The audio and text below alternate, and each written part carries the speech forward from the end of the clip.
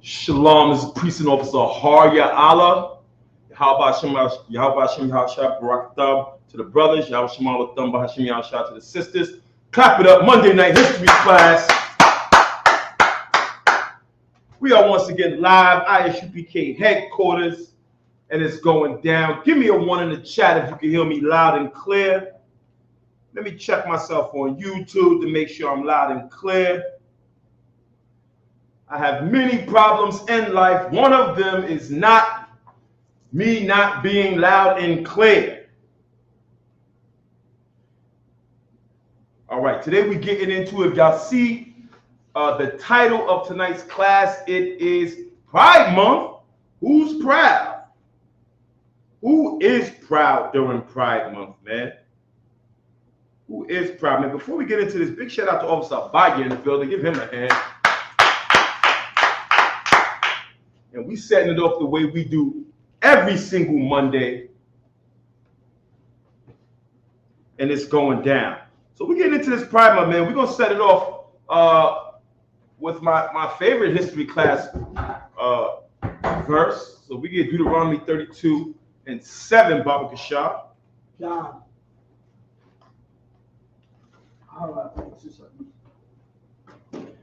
Like I always say, I always get this verse from Priest and Officer Karab. 32:7. God. This is Deuteronomy 32:7.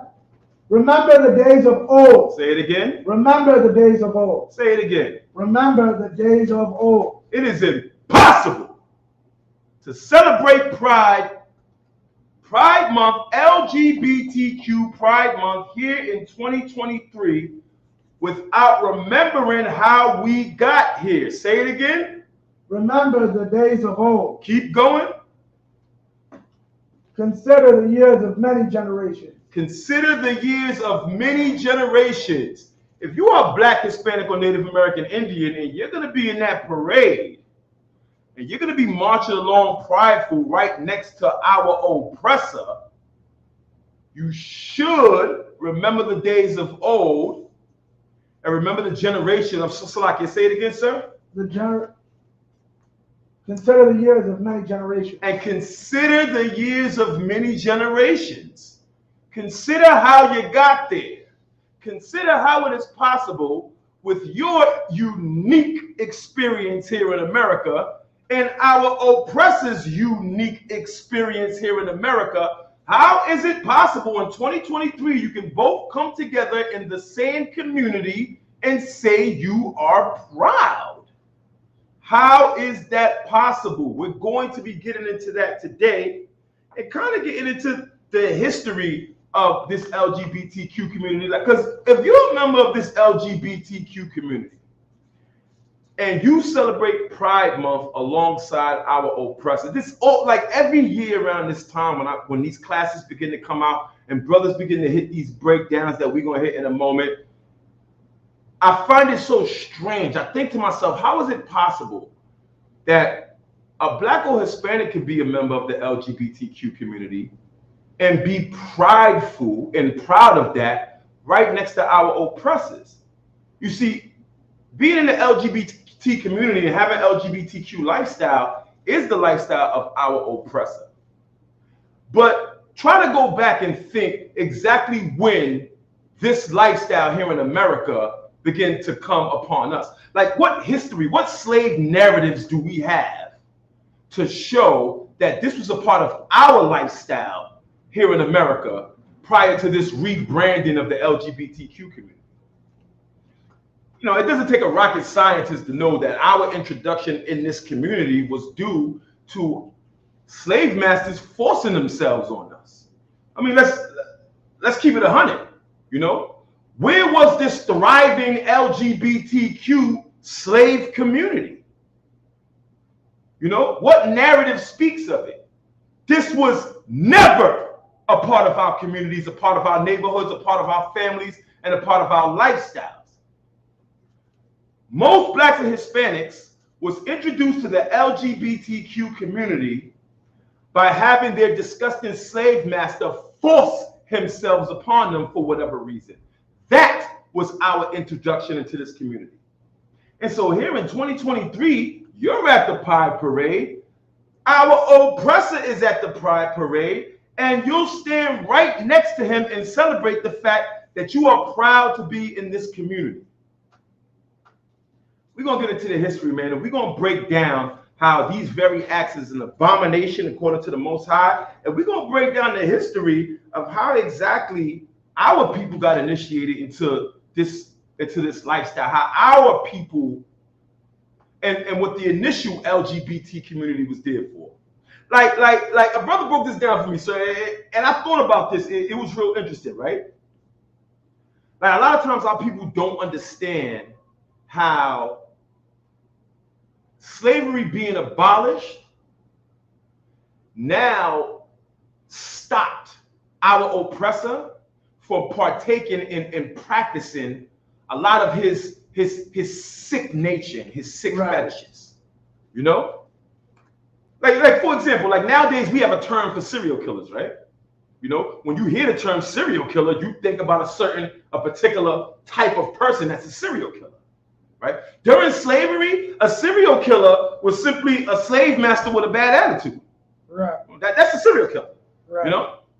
Like during slavery, Jeffrey Dahmer would have been considered a slave master with a peculiar appetite. You know, it's normal for them to murder. That is a normal thing. When you go back and you read post-slavery, Reconstruction, Westerns, and Wild Bill, and so on, these were men who went to town and just simply killed people. They were serial killers. Nowadays, we think about John Wayne Gacy and Ted Bundy and all that. These are the serial killers. It is the nature of our oppressor to be a serial killer. You know, during slavery time, every slave master with a chip on his shoulder was a serial killer. That's right. Believe that. And every LGBTQ member was an oppressor who was a rapist. That is the origins of the LGBTQ community here in America. And there was nothing wrong with it. What Blacks and Hispanics need to understand is that there will be no need for the LGBTQ community in Pride Month had slavery not been abolished. Because you didn't need pride to conduct an act that nobody frowned upon at the time. You can simply go and sexually abuse any slave that you had at any time. It's not like they were going to come and arrest you for it. There was no need for you to feel pride. A lot of people don't understand the actual idea of pride going along with the LGBTQ community was something that they needed to make up when oppressors had to start going after oppressors for that sort of lifestyle. As long as our people were in slavery and subject to the sexual abuse of our oppressors, there was no need to be proud. It was normal. It's something that they can take and do at any time that they wanted to. And they did. And that was our introduction into LGBTQ community. Slakia, let me get Slakia, let me grab this. It's so important that it's so important as Blacks, Hispanics, and Native American Indians that we understand and we keep in the forefront of our mind that a lot of movements that we get involved in today with our oppressor, these movements only came about when our oppressor didn't have the physical control over us to exercise a lot of the evil that he does, you know? Slakia, let me get that in Leviticus, abomination. 18 or 20. It comes up twice. Let me get 20. Listen, man, with regard to this Bible, it is no secret at all, the position of the Most High and the position that our people, Blacks, Hispanics, Native American Indians, our culture, and how it is looked upon, the acts, the sexual acts that are done in the LGBTQ community. And we just want to make sure we get that. Whenever you got it, sir? This is Leviticus 20 and 13. If a man also lie with mankind. Say it again. If a man also lie with mankind. Say it again. If a man also lie with mankind, as he lieth with a woman. Right. Both of them have committed an abomination. Right. Say it again. Both of them have committed an abomination. Both of them have committed an abomination. Both of them have committed an abomination. Keep going. They shall surely be put to death. Keep going. Their blood shall be upon them. Most High Christ, their blood should be upon them. We Deuteronomy 23:17. The law, statutes, and commandments given to us in this Bible forbids us in partaking in those sort of acts, forbids us from being a part of the LGBTQ community. You know, I'm not going to use this class as an opportunity to bash the LGBTQ community. 23 and 17. Sorry. Like I said it many times, I believe that that community is a thriving community and does well for other races of people. I don't believe that the activities of the LGBTQ community in any way, shape, or form is able to help Blacks, Hispanics, and Native American Indians. And it certainly doesn't help us be closer to our God, which sees those acts as an abomination. Right. You know, when it comes to our people, that lifestyle just doesn't work, and it's been proven. It's been 100% proven. You go ahead and read that when you got it, sir. Deuteronomy 32. Wait, you said 32, 23 and 17 slide. Yeah, I had it right. 23 and 17. There shall be no whore of the daughters of Israel. Say it again. There shall be no whore of the daughters of Israel. Keep going. Nor a sodomite of the sons of Israel. Say it again. Nor a sodomite of the sons of Israel. Say it again. Nor a sodomite of the sons of Israel. Well, sorry, correct. It's like I said, can you explain to our viewers exactly what a sodomite is? Sodomite meaning someone, the word comes from Sodom as in Sodom and Gomorrah, basically meaning dealing with someone's anal. Right, exactly. The word coming from the cities of Sodom and Gomorrah, basically dealing with somebody's rectum and dealing with this is the root word for sodomy or sodomize. Right. Right. So, I mean, this sort of activity that went on in Sodom and Gomorrah, and the same activity that goes on here in America, is frowned upon by the Most High. But it's literally not just the activity itself, because the pride has to go along with the activity. The pride has to go along with the activity, you know? And what is this pride? This pride is the ability to say,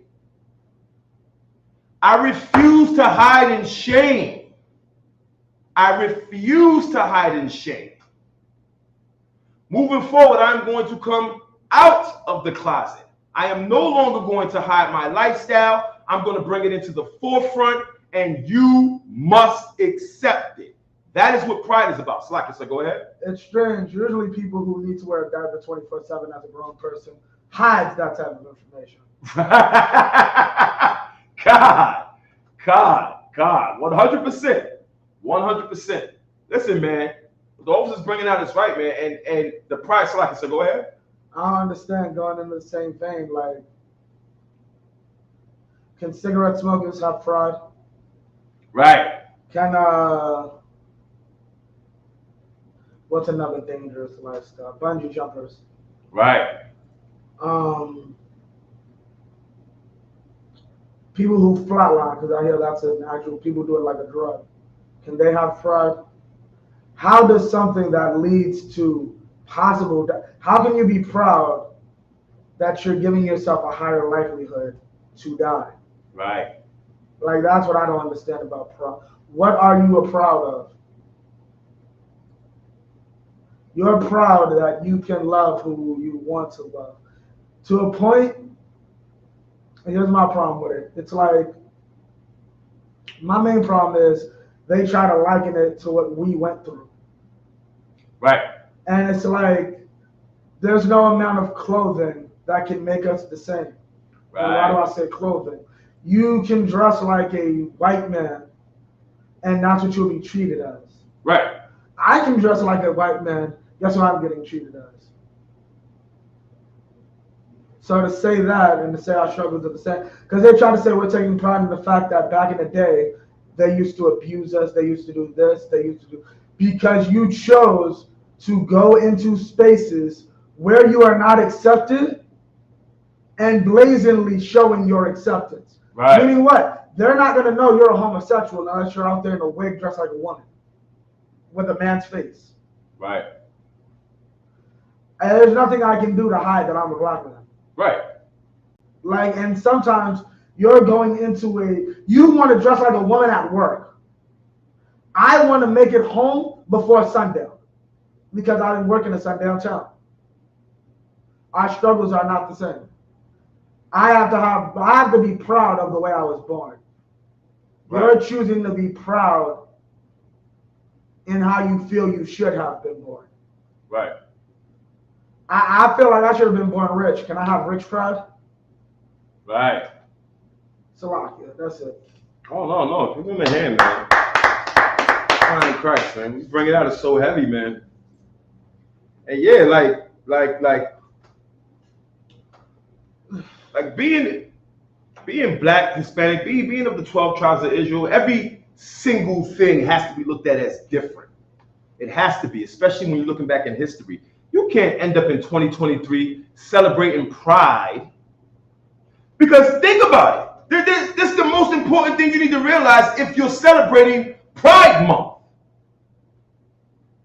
The LGBTQ community consistently fights and funds and rallies for the same rights they had when we were slaves. This is what they are fighting for. They are fighting to not have to hide the fact that they are going to go into the slave den and rape your wife. They don't have to hide that. They don't have to hide, LGBTQ acts that they did to brothers consistently in order to break them, in order to emasculate them in front of their families, in order to just be fornicating bastards. And the other slave owners around them would not look down upon them. This was regular. The LGBTQ community is looking for the same rights they had when they forced themselves on our people. And if you're a black, Hispanic, or Native American Indian, and you are out there helping these perverted bastards fight for the very rights they had when they forced themselves on our ancestors, brother, you're lost. You need to get in this school. You need to get in this school. Now, the truth of the matter is that there is no shortage of stories documenting the very behavior that I'm speaking about right now. Not just the rape of our women, but the consistent rape of men during slavery. This was a consistent practice. This was, by all other accounts, the LGBTQ community. Where else were they during this time? What thriving metropolis of LGBTQ people gathered together during slavery? They did not. The LGBTQ community during this time simply forced themselves on their slaves, and there was nothing wrong with it. There was nothing wrong with it. It's not something they had to hide. Nowadays, the LGBTQ community is looking to do whatever they want to do and not have to hide. And not have to hide. And so we see these same conclusions here. Again, there's no shortage of the dehumanizing and emasculating things that happen to men during slavery time. You can pull up plenty slave narratives in which women would speak about it, in which men would speak about it, in which whites and blacks both will speak about this behavior and the institutions that were set up around it. You know? Like, please don't let me get a Benjamite in here, and have them explain, why that sort of lifestyle is so frowned upon on that island. A lot of these acts are sick. It's an abomination in the Bible. And It's certainly not our culture. And when we look back at the way that this lifestyle was forced on us, it's sick to see so many of us partake in it nowadays. You wanted to come up and do your thing? It's 8:30. You wanted another minute? No, I'm too. I mean, if you want to come up, I'll keep going if you want.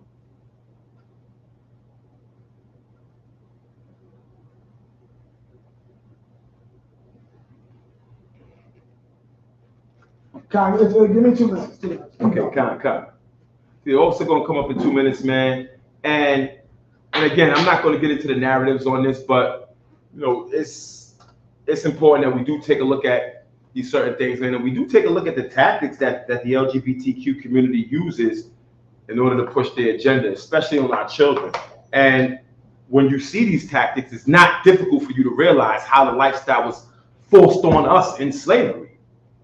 You know? Sure. So yeah, man, like what we see today as the LGBTQ community and that beautiful rainbow, it's really a rebranding. Yeah, I take it. Yeah, okay. Finish. It's really a rebranding of, you know, the network of slave master rapists that existed in America, you know, during slavery and post-slavery as well. And that rebranding now allows them to put their plight and struggle in America alongside the very people they raped. Like ain't that something? Like, you're fighting for right. You've been oppressed. You know, you've been put down. You've been put down.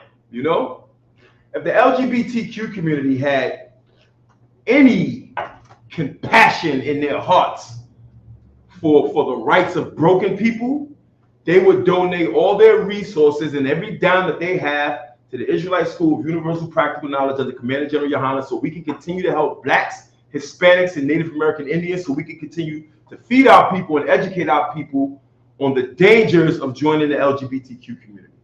Let Officer Abaya come up, man, finish class, man. Shalom.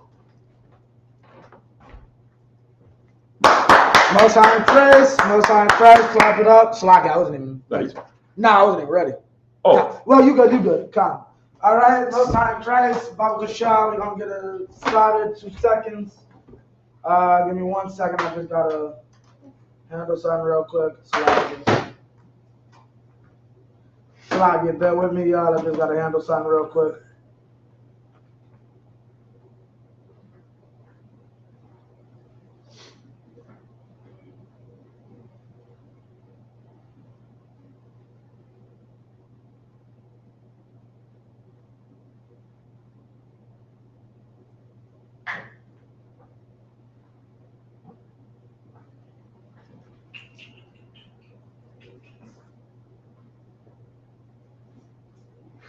Okay, Salaki, y'all.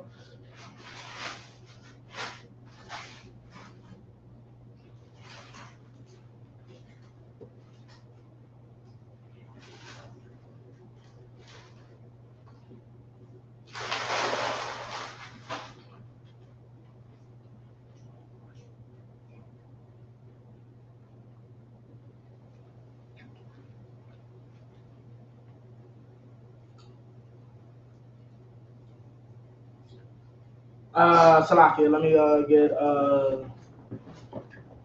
this is probably in Samuel's, 1 Samuel's. We're gonna be very quick about this. 1 Samuel.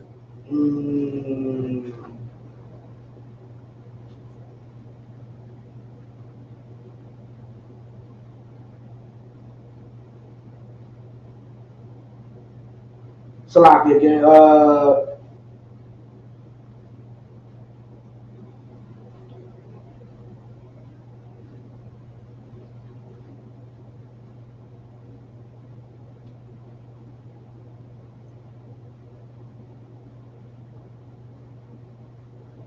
Give me 2 Samuel 1:26.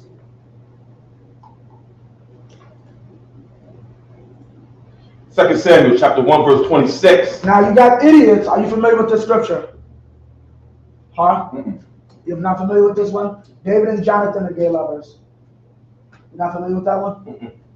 Yeah, that's a homosexual, which I have to understand is a homosexual created that idea. Okay, read it. What's the? I want to ask you, what's the cut? Read it. 2 Samuel, chapter 1 and 26. I'm distressed for thee, my brother Jonathan. Very pleasant hast thou been unto me. Thy love to me was David wonderful. talking, right? Thy love to me was wonderful, passing the love of women. Passing what? The love of women. Passing what? The love of women. David and Jonathan must be gay.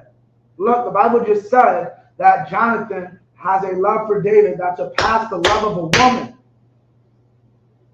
Only a homosexual would think something like that. My mans love me more than my girl. On paper, if you ain't, what's it called, that do sound a little off. But that makes perfect sense to a brother. A brother that actually has brotherhood, yeah. Wow, break it down, huh? What is he saying here? You might have to know a little history about David and Jonathan in order to be able to break this. No idea? You will give it a shot. Read it again. It's very simple. I am distressed for thee, my brother Jonathan. Very pleasant hast thou been unto me. Thy love to me was wonderful, passing the love of women. So now we're seeing he's saying that his love for him is wonderful, passing the love of women. No idea, right? So we're going to find out what love truly is.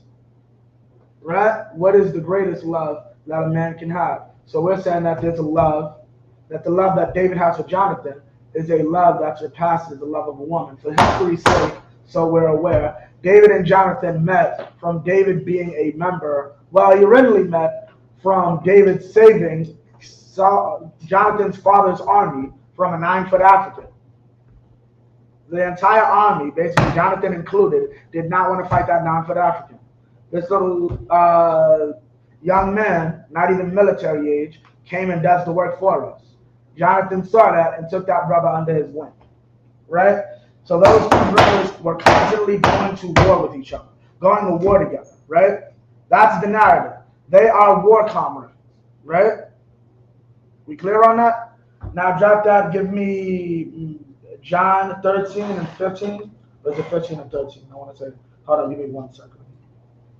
I think it's 13 and 15. Yeah, no, 15 and 13. John 15, verse 13. And we're going to find out what is the greatest love of all in the Bible. Like we said, these are war comrades, right? Huh? Right. Do you know the history of Israel in warfare prior to David? Until David, we did not have access to metallurgy, blacksmithing. Meaning all the weapons we had, for the most part, were wooden. And we're a small nation. We're the smallest nation of all. We're usually outgunned and outmanned on every battlefield you see in the Bible, usually. We are usually always the underdogs, right?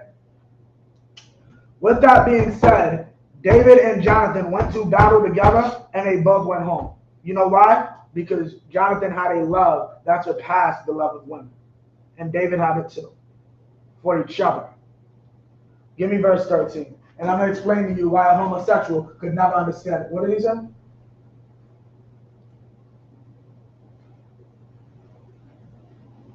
Khan, Khan. I just want to know what he said. Something stupid. Okay, Khan. I'll tell you after we go there. Yeah, Khan. 13.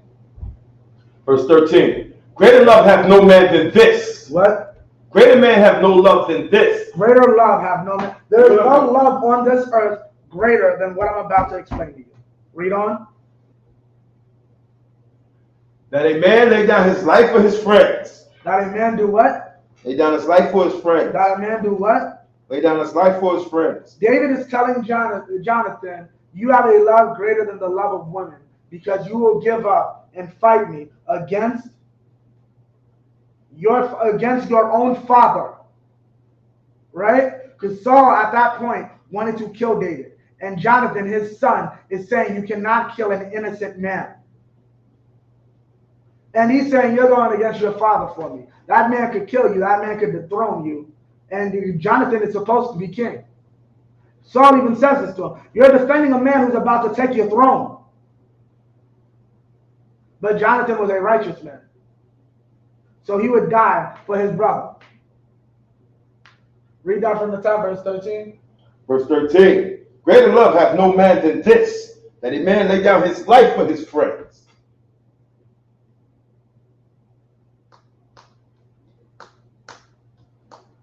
Okay, now read that again. Read that from the top. Greater love hath no man than this, that a man lay down his life for his friends. That a man lay down his life for his friends. Like I said earlier, what's it called? That's what it says, right?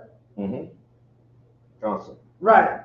So what? Greater love hath no man that he should lay down for his friends. Meaning what? That's what David was talking about. That's the love that Jonathan had for him.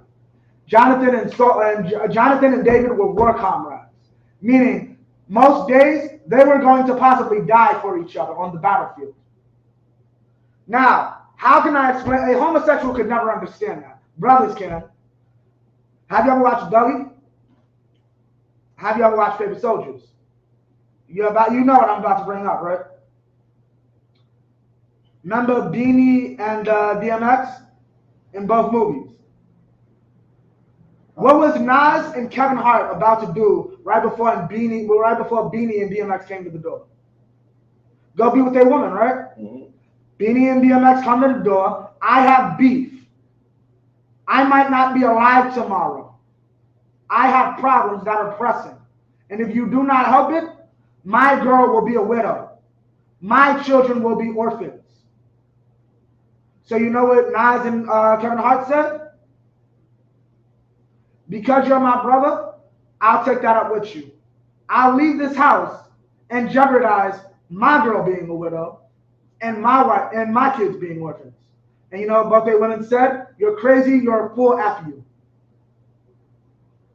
Basically, don't expect anything when you come back. My love is taken because you want to love this man so much. That's what that's talking about. Your wife loves you. Your wife will do anything for you. Your wife is not there to die for you. But there is a brother who will sit there and say, I got all that. I got a mama who loves me. I got a wife who loves me. I got some kids that depend on me. But I know you have the same thing. And I love you so much, I'll sacrifice all of mine so you get to keep yours. That is the love that surpasses the love of a woman. Your wife will cook you dinner. Your brother makes sure you're alive to go home and enjoy it. Only a homosexual could never understand that. And there's another one I want to pull. Yeah, I don't know if I want to go in the Hebrew one. I'll just cover it at the end.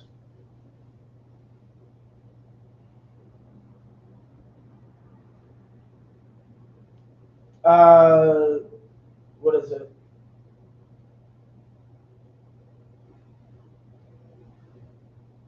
Give me, I think it's 1 Samuel. Give me 1 Samuel 18 and 4. You people are so simple. I have to pray for y'all sometimes because y'all just do the simplest shit.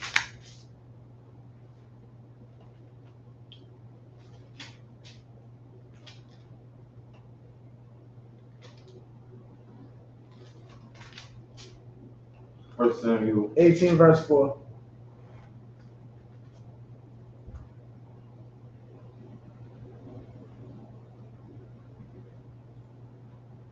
First Samuel 18 and 4. And Jonathan stripped himself of a robe that was upon him, and gave it to David, and his garments, even to his sword, and to his bow, and to his girdle. And his girdle. So Jonathan stripped in front of David and gave everything to David. Where? Question. Read that again. Read the whole verse. Verse 4. And Jonathan stripped himself of a robe that was upon him, and gave it to David, and his garments, even to his sword, and to his bow, and to his girdle. And to his girdle, everything he had, right? So they're saying Jonathan got naked in front of David. Hi, you know the simplest cut to that? Show me where it says the word in front of David. Yeah, I took off my shirt and gave it to this brother. Show me where I did that in front of him. This brother gave me the clothes off his back. I've had a brother give me a hoodie off his back, but never the literal clothes off his back. If they have that plan, I'm going to go, change, and then give it to you. Y'all just want... Here's the problem. Homosexuals go into the Bible looking for anything that looks homosexual so they can use it for their own gain. Basically, you're no different than a Christian. What goes into the body isn't defiled. It's what comes out. Y'all just look for whatever sounds good. See, God told Peter to sit and eat. All manner of four-footed beasts, brother. You can't beat that. You're a Christian. And with that, I'm going to wait for Ozahazahab to officially get it. But, was there any others? Yes, I will cover that one. Not so.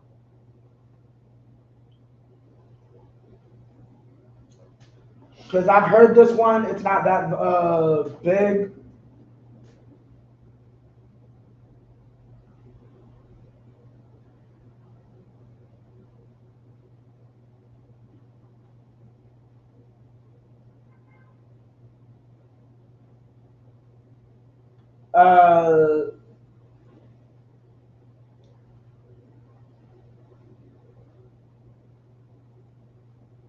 Okay, hold on. I think it's in a...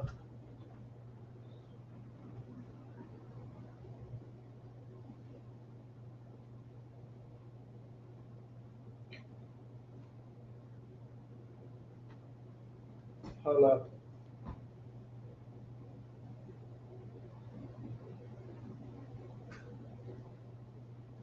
Salagi, one sec, y'all. Just trying to find it.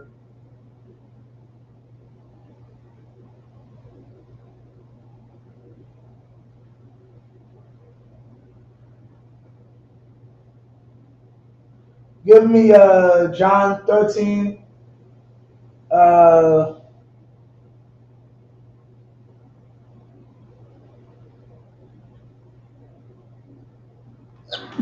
Give me John 13 and verse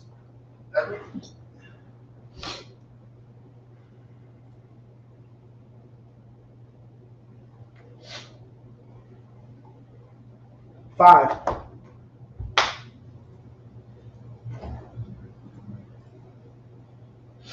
John chapter 13, verse 5. After that. After that, he poured water into a basin and began to wash the disciples' feet and to wipe them with the towel wherewith he was girded. Right, now, with the towel wherewith he was girded. Now, he's washing the disciples' feet. Jesus must be who washes men's feet. Now, let me explain something to you, idiot. In ancient times, when people didn't have shoes or didn't have sandals, the black woman was still the black woman.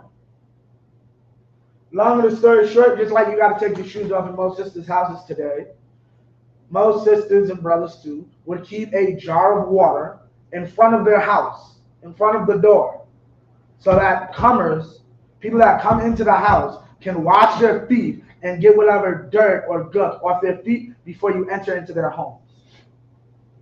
This is what Christ is doing. In a military order, what should happen is that the lowest ranking man does this. However, in this instance, Christ is doing it. Hold up.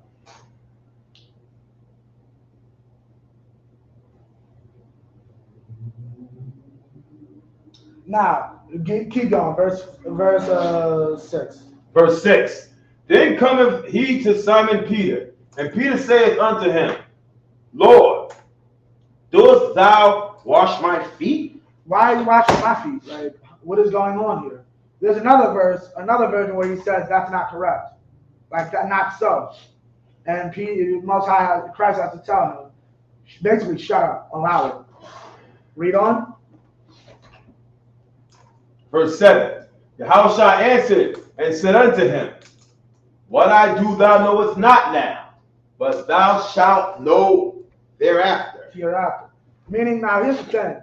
We just read how Jonathan gave David all of his armor. That's princely apparel. Everything I said about Israel didn't have metal and all that, that doesn't count for Jonathan. Jonathan's a prince.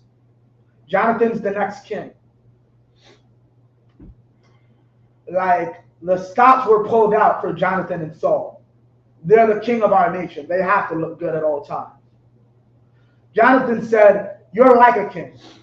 So I'm going to give you a king's treatment, a prince's treatment. And that's what he did for David. And now Christ is saying, I'm giving you a king's treatment to his disciples. Keep going. Verse 8. Peter saith unto him, Thou shalt never wash my feet. Yeah, I'm not down with that. That's against protocol. Notice, Peter is literally sitting here right now telling Christ, you're wrong. But here's the funny thing for all you idiots that also want to have a problem with rank. A few hours later, Peter does come out his face. Like, nah, if you're getting arrested, I'm getting arrested. Jesus checked him and said, shut up. In a few hours, you're going to deny me 3 times like a little girl. I'm being nice with it. Right? But notice, in this instance, Peter just straight up told Jesus to his face. Can you imagine commanding General Yohanan, which you will not allow him to do? And Peter just did this, and there was no repercussion. Christ just simply told the brother, you have full choice to do that. You just won't be in here. Keep reading. Verse 9. Simon Peter saith unto him, Lord, not my feet only, but also... No. You're reading verse 8. Read verse 8. Verse 8.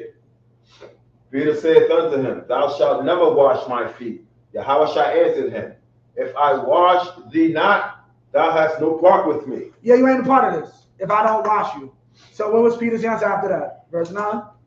Verse 9. Simon Peter saith to him, Lord, not my feet only, but also my hands and my head. Yeah, wash everything then, because I want it all. Keep going. Verse 10. Right. Yahushua saith unto him, He that is washed needeth not save to wash his feet, right, but is clean every whit. Like every whit, everywhere. Keep going. And ye are clean. And ye are clean, but not all. But not all, and not everybody's clean. Right? You're clean, Peter, but not everybody is clean. Keep going. Verse 12. So after he had washed their feet and had taken his garments and was set down again, he said unto them, Know ye what I have done to you? You're aware of what I just did? And to you homosexuals, and to you Christian pastors, and to you homosexuals that call themselves pastors in purple. Read verse 13. Do you know what Christ just did to his disciples? Read verse 13. Ye call me. Verse 13. Ye call me Master and Lord, and ye say, well, for so am I. Yeah, Peter was right. I am your Lord, I am your Master. Right? Keep reading. Verse 14. If I then, your Lord and Master, have washed your feet, ye also ought to wash one another's feet. Ye also ought what? To wash one another's feet. To wash one another's feet. That's what the scripture is about. This has nothing about Jesus having a sick foot fetish or whatever stupidity you want to try to put in the Bible because of your own stupid fetishes and deviancies. Okay? Stop trying to use the Bible. The people who wrote the Bible would slit your throats if they saw a homosexual had access to these records. I'm not joking. We're not that crazy about, oh my God, they can't have records, but I'm literally just giving you an idea of how this works. People who made the Bible do not like hoes, they do not like homosexuals. At all. That's in the Bible. Right? Stop trying to use it to give credit to your evil. You don't go to heaven. I'm not pulling that scripture because everybody does. These are the misnomers, the two biggest ones, Jonathan and Christ wiping the feet. There's also the one I've heard, I'm not going to get into it because one is in the Hebrew class, and two, I just want to clarify. They try to say, and this is Jewish people from what I've heard, they try to say, lie with mankind is only talking about boys. So you can't have sex with a little boy. Two grown men can do whatever they want, though. That's a lie. So here's my question. God only killed the children in Sodom and Gomorrah. Right, huh? Right. No. That was only about having sex with little boys. That's a sin. So God only killed the children in Sodom and Gomorrah. No sweat. Why did he have to rescue Lot? Lot was like 100 years old by then. With that, I pass the class over to preaching officer Har, y'all. Clap it up.